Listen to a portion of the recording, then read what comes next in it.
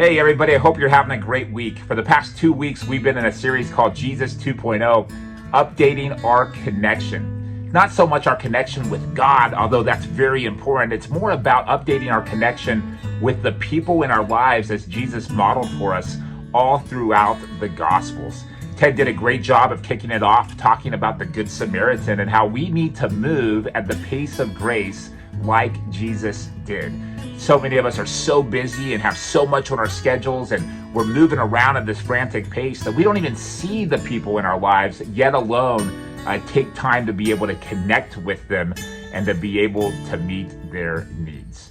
This past week, I shared the story of Jesus' first miracle, turning water into wine at a wedding. What a great story. And we see that Jesus became aware of the need. He overcame his hesitation to act, and he used his gifts to improve the life of others without expecting anything in return. And really the next step, or the challenge, was for you to bless 3 people, with at least one of them being somebody from outside the church. Many of you have reached out to me and you've shared stories about having opportunities to bless somebody that you perhaps wouldn't have taken that opportunity before, but because you were thinking about it, you actually were able to bless somebody in a significant way without expecting anything in return. And that's really what this is all about. It's about not just learning about Jesus and the life that he lived, but taking the stories and the lessons that we learn here on Sunday mornings and throughout the course of the week, and then taking action on them so they'll sink down into the core of who we are, so that we'll actually begin to live the habits, the Jesus habits that we see that he displayed all throughout his life. Because he lived this life, people began to question what's different about him. And that's really what we want for ourselves and for our church, that we'll live questionable lives where people will go, there's something different about them. What is it that they have?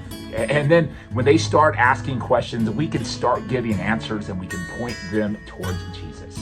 And so this week, who have you blessed? Have you intentionally looked for opportunities to bless others? It could be a neighbor, a coworker, a friend, maybe a barista at a coffee shop, a waiter or a waitress.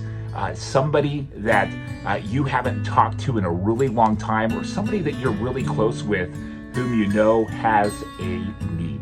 And if you don't know where to start, pray and ask God to help you to become aware of the needs around you, because there's so many needs. And then when you get a sense of what it is that you're supposed to do, don't hesitate to act, take action, knowing that you are representing Jesus and you're helping point them toward him. And so this week, take an opportunity to bless 3 people, at least one of them somebody outside the walls of the church, and then celebrate that God is helping you to form that Jesus habit in your life so that you can bless people without expecting anything in return, not just this week, but as a part of your everyday life. We hope to see you this upcoming Sunday at 10 a.m. as we continue our series, Jesus 2.0, and we learn more about these Jesus habits that we see all throughout the gospel of how he connected with others. Hope you have a great week. C3 will see you on Sunday.